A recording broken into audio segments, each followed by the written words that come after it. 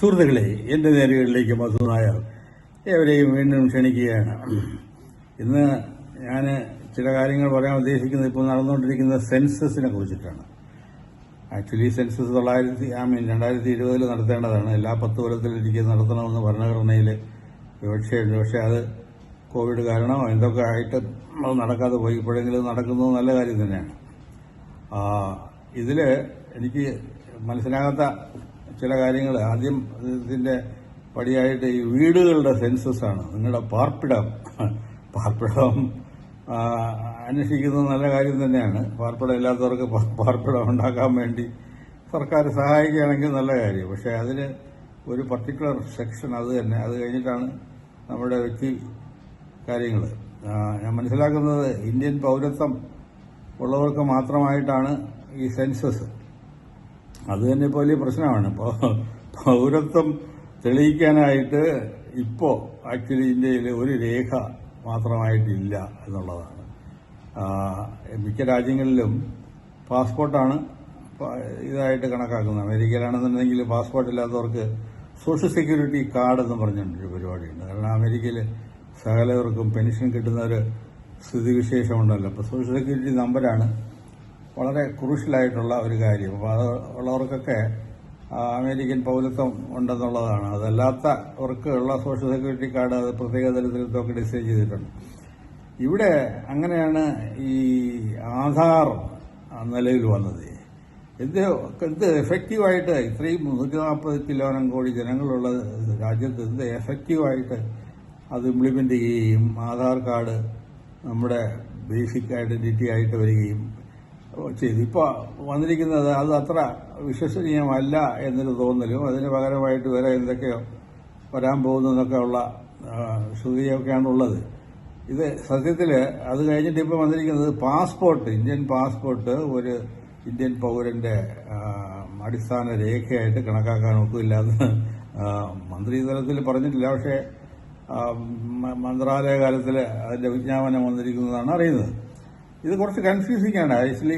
അപ്പം പണ്ടൊരു കാലത്ത് ആക്ച്വലി പാസ്പോർട്ട് ആക്ട്, എൻ്റെ ഓർമ്മ ശരിയാണെന്നുണ്ടെങ്കിൽ പാസ്പോർട്ട് ആക്ട് ചെയ്യുമ്പോൾ ഇങ്ങനെ ഒരു പ്രൊവിഷൻ എന്തോ കൊടുത്തിരുന്നു. പക്ഷെ അതിന്റെ കാരണം വന്ന് സ്വാതന്ത്ര്യ സമര കൊടികുരി കൊണ്ടിരിക്കുന്ന ഇന്ത്യ കഴിഞ്ഞിട്ട് ആഫ്രിക്കൻ ലാറ്റിൻ അമേരിക്കൻ രാജ്യങ്ങളിലൊക്കെ നമ്മുടെ വിദേശ നയത്തിന്റെ ഒരു കാതൽ ഈ സമരങ്ങളെയെല്ലാം സപ്പോർട്ട് ചെയ്യുകയും അതിനുവേണ്ടിയുള്ള സഹായങ്ങൾ, ആയുധ സഹായങ്ങളും ഒന്നുമല്ല, പക്ഷേ ധാർമ്മികമായിട്ടും ഡിപ്ലോമാറ്റിക്കായിട്ടും അങ്ങനെ നെൽസൺ മണ്ടേല തുടങ്ങി അനവധി ആഫ്രിക്കൻ സമര നേതാക്കൾക്ക് ഇന്ത്യൻ പാസ്പോർട്ട് കൊടുത്തിരുന്നു. കാരണം അവർക്ക് മറ്റു രാജ്യങ്ങളിൽ സന്ദർശിക്കുവാനായിട്ടുള്ള പ്രശ്നങ്ങൾ അവിടുത്തെ സർക്കാർ ഉണ്ടാക്കി വെച്ചതിന്റെ പ്രതിവിധിയായിട്ടാണ്. അപ്പം അങ്ങനെയാണ് ഇന്ത്യക്കാരനല്ല എങ്കിലും ഇന്ത്യൻ പാസ്പോർട്ട് കൊടുക്കാമെന്നുള്ള ഒരു പ്രൊവിഷൻ അതിൽ വരികയും അത് വച്ചിട്ടിപ്പോൾ പാസ്പോർട്ട് അല്ല നമ്മുടെ പ്രാഥമിക രേഖ അല്ല. ശരി, പാസ്പോർട്ട് ഇന്ത്യൻ പാസ്പോർട്ടുള്ളൊരു 10% 15% ഇന്ത്യക്കാരെ കാണുകയുള്ളൂ. പക്ഷെ ബാക്കിയുള്ളവർക്ക് കൂടി ആധാർ തീരുമാനിച്ചിരിക്കുകയാണ്. അതും ശരിയല്ല എന്ന് പറയുന്നു.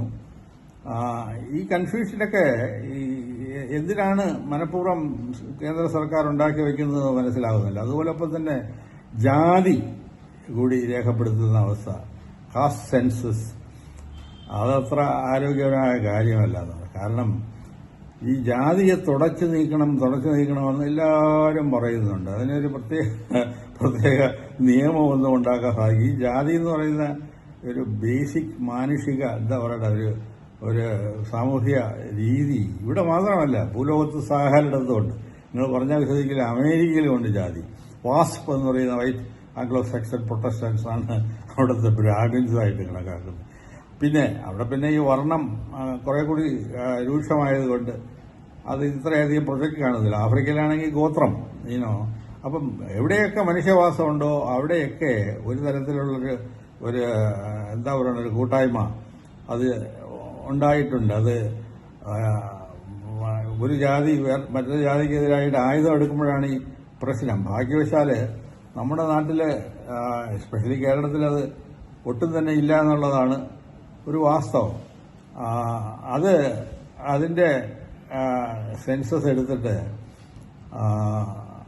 രേഖയാക്കി അതിൽ എത്രത്തോളം നായന്മാരുണ്ട് ഈഴവരുണ്ട് എന്ന് കണക്കാക്കിയിട്ട് എന്താണ് ബേസിക്കലി സംവരണത്തിന്റെ കാര്യമാണോ? അപ്പം ഈ ഒരു തരത്തിൽ ജാതി ഇന്ത്യയുടെ ഒരു വലിയ ശാപമാണെന്ന് പറയുകയും വീണ്ടും അതിനെ സ്ഥാപവൽക്കരിക്കാനായിട്ടുള്ള ഒരു നടപടി എന്ന രീതിയിൽ കാസ്റ്റ് സെൻസസ് ഒരിക്കലും അതിങ്ങനെ ചെയ്യില്ല എന്ന് സർക്കാർ ആണയിട്ട് പറയുക, എന്നിട്ട് വീണ്ടും ആ രീതിയിലേക്ക് ഇതൊക്കെ ഒരു പ്രതിലോമകരമായ കാര്യമാണ്. ജാതിക്കെതിരായിട്ട് തന്നെയാണ് എന്താ പറയുക, കുറച്ചൊരു സാമൂഹ്യ ഉത്തരവാദിത്തമുള്ള എല്ലാവരും സംസാരിക്കുന്നത്. അതിനകത്തുള്ള ഇപ്പം വേറൊരു രസകരമായ വാദം പറയുന്നത് ഗാന്ധിജി പോലും ജാതിക്ക് എതിരല്ലായിരുന്നു. ഗാന്ധിജി ശരിക്കും പറഞ്ഞാൽ ജാതി ഉന്മൂലനം ചെയ്യണമെന്നൊക്കെ പറഞ്ഞു നടന്നു കഴിഞ്ഞാൽ നടക്കാത്ത കാര്യമാണെന്ന് അറിയാമല്ലോ. പക്ഷേ അദ്ദേഹം വളരെ വ്യക്തമായിട്ട് പറഞ്ഞു, ഈ ജാതിയുടെ പേരിൽ അധകൃതരായ ഹരിജനങ്ങളെ ദ്രോഹിക്കുന്ന പരിപാടിയുണ്ടല്ലോ, അത് അവസാനിപ്പിക്കാനായിട്ട് ജീവൻ മരണ സമരം തന്നെ അദ്ദേഹം നടത്തിയില്ലേ, അതല്ലേ ആവശ്യം. അപ്പോൾ അത്തരത്തിലുള്ള ഒരു അവസ്ഥാവിശേഷം നിൽക്കുമ്പോൾ ഇവിടെ തന്നെ ഈ ജാതിയുടെ ക്രൂരതയെന്ന് പറയാൻ വേണമെന്നുണ്ടെങ്കിൽ അതിന്റെ ബാഡ് എഫക്ട്സ് വളരെയധികം കുറഞ്ഞു വരെയാണ്. കേരളത്തിലാണെന്നുണ്ടെങ്കിൽ ജാതി വിവാഹത്തിന്റെ കാര്യത്തിൽ, തെരഞ്ഞെടുപ്പിന്റെ കാര്യത്തിൽ ഇങ്ങനെയൊക്കെ ഒരു ചെറിയ റോൾ ഉണ്ടെന്നുണ്ടെന്നുണ്ടെങ്കിലും അത് ഇപ്പം തന്നെ ജാതി വിട്ട് അങ്ങോട്ടും ഇങ്ങോട്ടും വിവാഹം നടന്ന ഒരു കാലത്ത് വലിയ പ്രശ്നമായിരുന്നു. പക്ഷെ ഇപ്പോൾ വലിയ പ്രശ്നം പോലുമല്ല. അപ്പോൾ ഈ രീതിയിലുള്ള ഒരു അവസ്ഥാവിശേഷിക്കുമ്പോൾ അതിന്റെ കണക്കെടുത്തിട്ട് എന്ത് ചെയ്യാനാണെന്നുള്ളതിനെക്കുറിച്ച് എനിക്ക് വ്യക്തതയില്ല. അപ്പോൾ ഇങ്ങനെയൊക്കെയുള്ള കുറേ സമസ്യകൾ ഈ സെൻസസിന്റെ പുറകെ നടക്കുന്നത്, ഇപ്പോഴെങ്കിലും ഇത് നടന്നു കിട്ടുന്നത് നല്ലതാണ്. അതിനുവേണ്ടിയുള്ള സഹകരണം ഈ എല്ലാ പൗരന്മാരിൽ നിന്നും ഉണ്ടാകട്ടെ എന്ന് ആഗ്രഹിച്ചുകൊണ്ട് ഈ ആഴ്ചത്തെ എന്റെ ജൽപ്പനങ്ങൾ അവസാനിപ്പിക്കുന്നു. നന്ദി, നമസ്കാരം, ജയ് ഹിന്ദ്.